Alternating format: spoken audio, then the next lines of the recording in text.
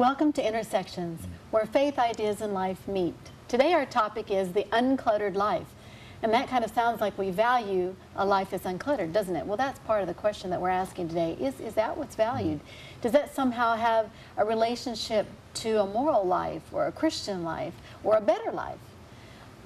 There was a time when every time I wanted to get my life in order, I would buy a new pen or a new pencil, as if getting a new pen or a pencil would help in some way.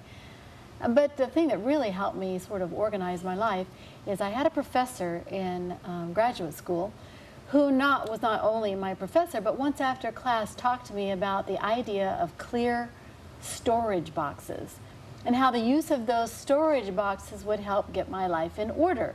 Well, she just happens to be a guest on our program today, and you can talk to her yourself and find out what she recommends. But for me, it did help. And so my garage is filled with these clear plastic boxes, all labeled. Now, has that completely organized my life? Not entirely. And I'll tell you why later. So I'm still purchasing pens and pencils when I want to get better organized. I have to say, I always struggle with this question of clutter versus putting up with clutter. But I have to say, I'm so much more at peace with myself and with my life if my desk, especially, where I study, where I use my computer, is organized.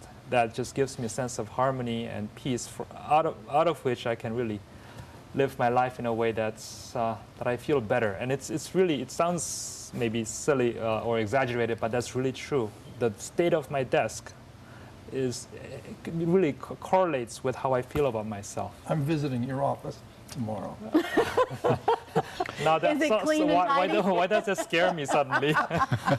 But what about you? Is there a clutter in your life, or is your life uncluttered? Do you mean the desk or the... Or whatever it may Well, be. I'm curious, Carla, those clear storage boxes in your garage, rather, how often do you throw things out of them? See how quickly he turns the question over to you? Lee's got something to hide. That is a good question. Because the tendency is, and it'll be good to hear what Cheryl says, the tendency is for me to put things in them. But I will say this, I take things in and out very easily. Like I have a clear box that's for games. And just the other day, I knew right where to go to get the games out to go on a trip. And when the games are sitting on the kitchen table, I know right where to put them back. I mean, you know, when I'm trying to get them back in their spot. My struggle is when things don't have a spot. Right. And I'm trying to figure out where should I put this thing. That's and everything's where I get into valuable. trouble. You don't know where to put it, right? There's just too much. Right. What I don't understand is the pens and the pencil. And Yeah. what does that have to do with clear boxes? Is these just amulets? I think we're picking I on, think that's clutter I right think there. we're picking on Carla a little That's too right. much I want to right answer now. that one thing, though.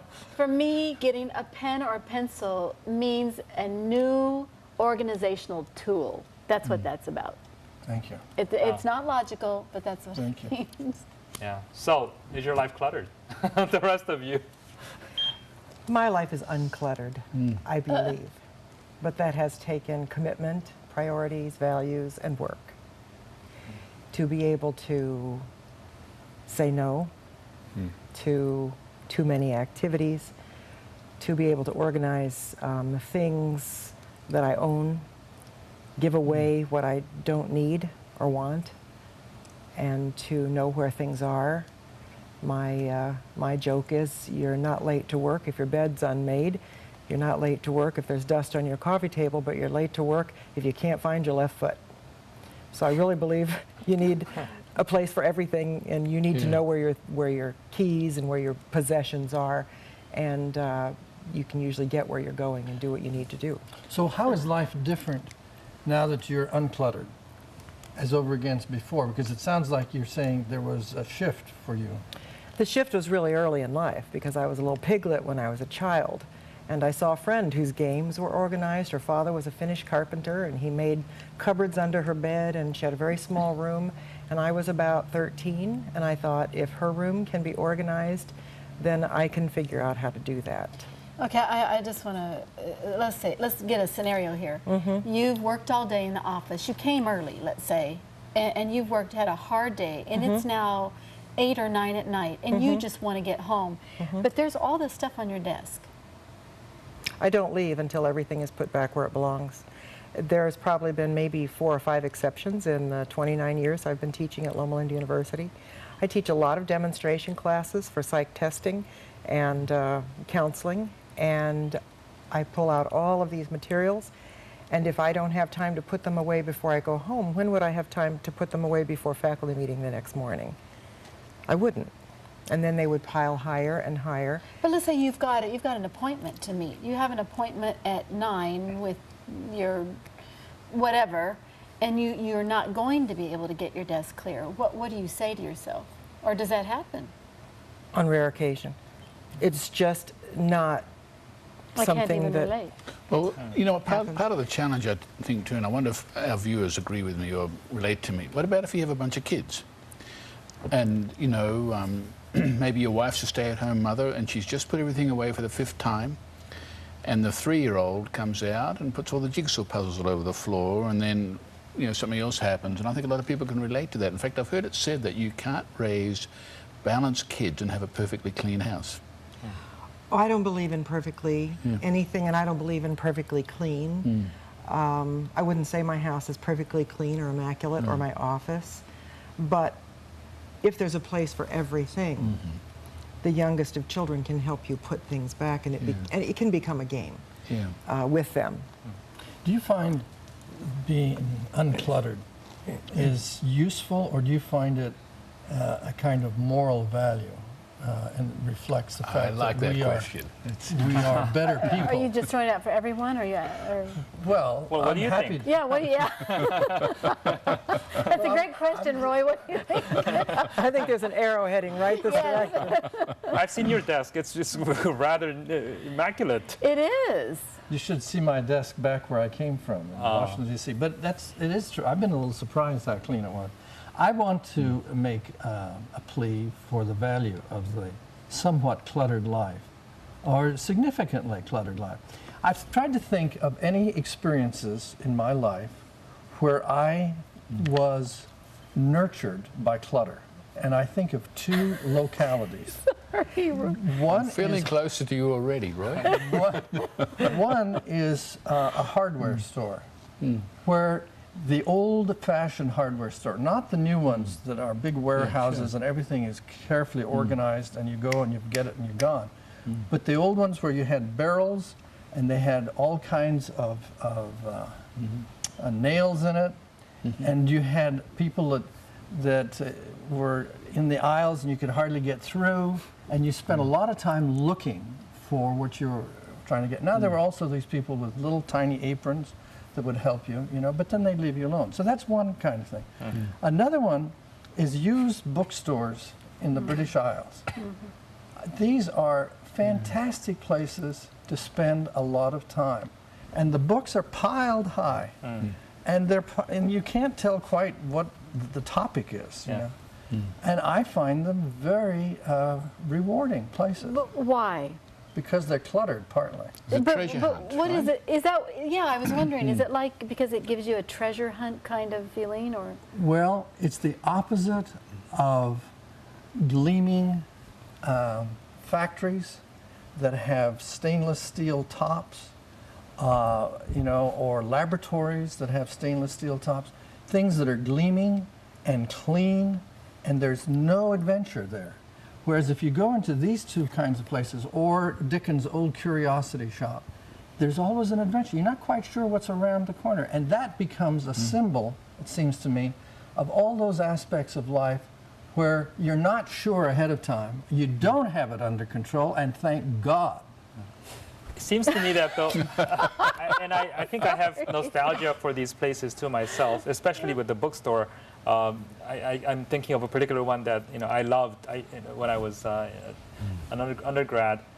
It seems to me, though, that there was organization, but it's very few people who actually knew where everything was. And so the way to navigate through such a place was to actually through conversation and relationship. So there's maybe it's a different kind of organization, if I may put some sort of order to to this kind of a place where there's always somebody who knows where everything is. That's the people with the small aprons. Right. And so by having conversation, through relationship, you're able to navigate. So it's it's not necessarily cluttered in the sense that I have it, in the sense that it's completely disorganized. That Well- there's organization, there is some sense to it. We now have 3 people arguing for clutter. Well, I'm not arguing not for Not it. exactly. Yeah. I think the relationship part is the most important piece to me. I don't associate an uncluttered life with anything on higher ground in terms of morality. I think it comes down to how do I work well? How do you work well? How do you work well? And I need things to be uncluttered to work well. The other thing that I think is really important for me is I am not spending my time counting my paper clips and sorting my paper clips. There's a place for them, I can toss them into place. For me, it really frees me up for relationships so that I'm really not thinking about where things are. An example would be one Sabbath morning a few years ago, a breakfast team forgot that it was on duty, so nobody fixed breakfast. You could say, why does the choir and the media need breakfast? Because we're there from 7:45 until 1 o'clock, and there needs to be some sort of a meal. Some people drive from some distance. So I just said to the choir, any of you, and we had probably 60 or 65 people there, any of you can come to my house 2 miles down the road for breakfast. We won't all be eating the same thing, but we'll all have a healthy breakfast. And I think 15 people took me up on it, or 16, and we came to my house and I delegated. I gave the eggs in the blender to somebody and said, put some water in with them and scramble them. I gave each person a task. My closest friends knew where the table settings were and the tablecloths. Within 20 minutes, we sat down to a dining room table with china and had breakfast. And for me, that's why it's important to know where my china is, to know where my certain size tablecloth is, so that I am free to open my door to anybody anytime. So for me, it really is about relationships. It isn't about counting my things or polishing my things. Anybody could walk into my house at any time, and even if I'm sorting laundry, I wouldn't be embarrassed. Would you ever say it gets in the way? I would say sometimes it can get in the way. I remember when I was teaching junior high school back in the 70s, and after a year and a half, I got my system pretty well oiled. And during study hall, I could get some of the prep done for the next day if somebody didn't need help with an assignment. And I remember one day a student was asking me for help with some homework, and I helped the student as graciously as I could be, and realized that inside I was chafing a bit, thinking, you know, I'm going to have a longer time grading papers this evening. And then I thought, wait a minute, this is about relationships, and if your system gets in your way, it defeats its purpose. So I really think that if we get too organized, we can really defeat our purpose of being relational beings. I think one of the great things about what you said is that order is a value, but it's not the highest value. No. It is, it's a servant value to other things. And I would sometimes, I think I could use clutter as a symbol of the other things. You know, the things that we think are not really important in the things that we read. But when you're a preacher and you come to actually put your sermon together, that little piece over there fits right here, you know. Or a piece of art, which you didn't spend a lot of time on it, but it becomes very significant when you're trying to make a point or something like that. She said something, you said something very interesting though, Cheryl. You said it depends on what we need. Right. And you just said what you need is for things to be in order. And Roy, it sounds like, I hope I'm not putting words in your mouth. But it sounds like what some people need a bit of disorder in order to be creative. Wouldn't you say? Well, I'm not saying you do, but Well, But you first, really first you give me clutter, now you give me disorder. Next How is about chaos. a word like variety or unexpectedness, surprise? How about those words? That's slightly more positive. Wouldn't you say that, like for instance, I can't do anything at a desk. When I'm at home, I'm writing something, reading something, it doesn't matter. I'm either on the floor, on my bed, but almost never at a desk. Sometimes at the kitchen table. But it has to do with the feeling of the environment in order to be creative. But the struggle I have is when I value something and still can't do it. I can easily get things in order. All the things at my house are in order, but I don't seem to be able to do paper. so paper builds up in stacks, and then I crisscross it like this, and then somehow it falls and gets mushed together. So those of you who like order a lot, what would you say if there are people like me who like a bit of disorder for creativity, but then I want some things in order, but don't enjoy doing it? You seem to enjoy it. You seem to enjoy putting things in order. How do you get from one to the other, would you say? I have some of the same struggles with requirements, paperwork, reports, case studies you have to do for your department, for WASC. So I think we all struggle with certain things we really don't want to do because of, for me, many times the mundane nature of the task. When you're a program administrator, you have some mundane tasks that are repetitious, and that is just boring, some of those mundane tasks. It's very easy to procrastinate until the adrenaline kicks in that we may be addicted to in order to galvanize us to complete the project. And I think many of us struggle with that. And so to deal with that, one just has to set some rules as well. I remember I didn't, before the days of email, I really didn't enjoy returning phone calls to strangers or playing phone tag with someone. And so I set these rules of at 2 o'clock every day, that's when I would return my phone messages. And it was amazing that between 2 and 2:10, I could get all of my phone messages returned. And that was one of my most, and not only did I have a time for it, but it was like, it's do or die, you're going to do this. And I couldn't escape to another room, I couldn't escape to another task because I said this is when I would do it. It was amazing how the dread of that task melted away because I just confronted the, I have to do it. I also struggle with paper. What's helped me, although I struggle more than actually helping myself, and that is I ask my wife. And I know this is terrible. What do you mean? I ask my wife in the sense that, would you help me do this? Sort of ask, it's kind of an accountability thing where if I did it by myself, it's really super boring and I really don't want to do it, it piles up. But if you help me do this, then maybe it's a quid pro quo thing. I'll help you do something else that you don't like. And so it's kind of helping each other thing that I find helpful. As a professor, we get student assistants from time to time, and I don't know if this is completely legitimate, but I ask, especially in my office, there's things pile up. Could we do this together? Because I can't really rely on the student to be filing for me. Right. But if they help me with it, then I have an easier time doing it. So for me, doing it with someone else helps me quite a bit. So you feel better joining an army than being David versus Goliath. Right. Yeah. We're talking about we're talking about things in terms of clutter. What about schedules? Yeah. Where people are very busy now. People in management, there are things that happen all the time, and unexpected things. And I have friends who are busy from when they get in the office at 7, say, until 8 or 9 at night, some of them. And there are things that they didn't plan, but due to their job position, it just was thrown at them. Is that clutter? Of course. I would say yes. What do you do with that? Terry Swinson said something really interesting about Terry? a year ago. Terry Swinson's a pastor here at our campus.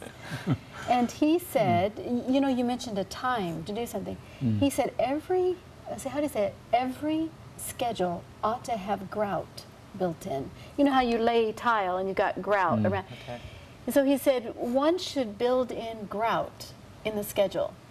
So schedule ahead time and space to do these other things. Else your schedule gets built up so much you don't have time to do these things. And I love that metaphor that one should build in grout. But you want to do so much. All these exciting, interesting things happening around you, and you want to be a part of it. That's a real temptation for me. Yes. Yeah.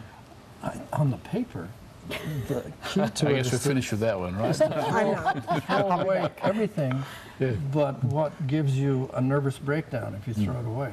Throw it away. Throw it away. Or have an envelope, make an envelope for even one sheet so that it isn't staying on your paper, on your desk. Either throw it away or file it, but because I have that same problem. But What about if you think it could be valuable someday? No, you've got I to don't be. go there. Should you scan it into your computer, maybe? Then you have a that cluttered takes time. desktop, a Then cluttered you've got a computer. pile that says to be scanned into the computer. I want to go back to what you said, Julius. What did I I've say? never heard anybody else say that, Oh. but that idea of it being lonely. Because I know I've actually paid a neighbor's child to come and talk to me while I filed just because it was so lonely. I find organizing papers to be incredibly lonely, and I'd never heard anybody else say that. So What'd you either do- what'd we're you do both with weird it? or I'm curious. You paid it. Did she just come and talk, or was she? yeah, she I was said, helping? could you come? She was about 15 or Yeah. 16 at the time. I said, could you come help me file? Okay. So she came over, but the reality was she couldn't help do the filing. yeah. And so she kept saying, well, what am I going to do? I said, just sit there and talk to me. Because it kept me from, I felt the collegiality somehow Yeah. of another You're person. energized by Well, having you're, somebody. Yeah. you're distracted. Distracted because it's so boring. Right. It is. Yeah. Yeah. I've done the same thing. We have teaching assistants just last week. My teaching assistant, she's new, Laura, and so I said to her, let's do some filing. We need to do filing, but she's new. She doesn't even know where the folders are in terms of where I keep business, where I keep teaching, where I keep assessments. So she just followed me from file to file, and I would show her this is when I make new labels and so forth, and we got it done. And I would sit there. I felt kind of guilty because I was just sitting at my desk saying, okay, you can put this in that file cabinet. And she walked 2 steps and put it in that file cabinet. But she will know the next time where things go. But I'd like to go back to the scheduling. I remember when I was in graduate school, Dean Wolcott, who's a psychiatrist out in Los Angeles, he and his wife are friends of mine. And he would come home when he was a resident here at Loma Linda University, and I'd be home visiting with his wife, Elvina, and he would come home and I'd say, how did you get home at 7 and 8? A lot of my friends don't get home. People at home wait for them and they don't get home. He said, you know, when you're a medical student or you're a resident, you're seeing patients, there will always be another patient. There will always be another crisis. And there are people who love to be in the hospital so much. And he said, and I do, but they don't really have any intention of going home. He said, you have to set a priority that at some time, your goal is to get home and be with your family, be with your wife. And I haven't forgotten that as well, because we know that when you're in medical school and when you're doing a residency, you could find a reason, as he said, you could find a reason to be in the hospital That's right. all night, every night, if you don't choose otherwise. And I think in terms of scheduling committees and appointments, we could find ways to be away from home 24/7 if that's what we chose to do. We could even expand the work to fill the time if we're not with other people, writing another draft, making it a little more perfect. That's right. And I think we forget that so much of what we have at home is neglected. Many times people will organize their work, their schedules, their office, their lives, their business, but not their family life. And I believe that if we realize that our family life is a blessing, waiting for us to be there as well. See, according to my definition, expanded definition of cluster, your whole family life is clutter. It's such a relief to get away from an office that's totally well organized. So. Well, That's true. That's true, actually, yeah. I've had several people who would say to their wives, just leave the dishes. It's almost like the organization was getting in the way of the relationship. You know, or just leave the cleaning. Let's just forget the big Sabbath meal. Let's just have haystacks. You know, I want to go back to this idea of, honestly, are we being honest when we say that if we walk into a person's office that's cluttered, we wouldn't have any negative feelings about them? My. Depends on the degree. Depends on whether or not you can even find a place to sit. Let me try to Yes. answer that. There's a person at Columbia Union College, where I was for 10 years, who had notoriously the most cluttered office of anybody. It's literally the case. You open the door, and you had to stay there for a while to figure out the pathway to his desk. Literally had piles of. I've He seen was that. one of my best friends. He still is. So that It But never if you entered didn't, my head. if you didn't know him, Roy, listen, if you can. Oh, now you're changing the question. Well, but that's what I'm asking. You If can set up an if you- example where you get your answer that you want. If you didn't know him and you walked in his office, would you think negatively of him just based on that? That's my. Sure. Yes. That's the answer you want. How often, Carla, with your question, does clutter get in the way of relationships? For instance, I have a friend, we both have a good friend, who, if you, if you wanted to kind of put him off balance, you go up and push one of the books in his library in half an Pull inch. it out to have it. Yeah, and within 30 seconds, our friend Randy would be up. Yes, I understand. He could not do that. Great friend. But, and that doesn't reflect on him, but some people, you know, the organisation is more important than anything else. Well, But he was but on this program not a for little him. while back. It's not more important than other things, yeah. And I'm not saying that about him, he's a good friend of No, mine. no, no, I'm Yes. just going to say that he likes clutter too. Yeah. Because I asked how he prepared for his sermons. And do you Yeah. remember, I have to first of all figure out what the topics are. Yeah. And then I set out envelopes. But then what happens? He throws and tosses into the envelope anything that might possibly be connected to that topic. It's chaos in that little Envelope? little folder. Yeah, but we were Total chaos. talking about coming into an office where you couldn't find a place to sit with that, to sit rather. Well, with Well, that too much. speaking of chaos, we're doing it right now. Right now, that's right. Yeah. Well, I'm sort of like that, Yeah. where I'm really upset by certain things so much that I have to kind of control myself from feeling negatively. And I recognize that a lot of times, for me that is, it's really what I feel guilty about in my own life that I'm projecting onto. Yeah. You know, sometimes that happens. But sometimes speaking of sermons, there are certain sermons that I love because they're not organized. Because they're not necessarily going anywhere, but because they're the way they are. It sounds like we're talking about relational clutter in a positive way. In other words, don't let clutter get in the way of relationships, and don't let relationships get in the way of clutter. No, I don't know where that fits No, in. But we're talking about the importance of relationships, and we're out of time. You've been watching Intersections, where faith, ideas, and life meet.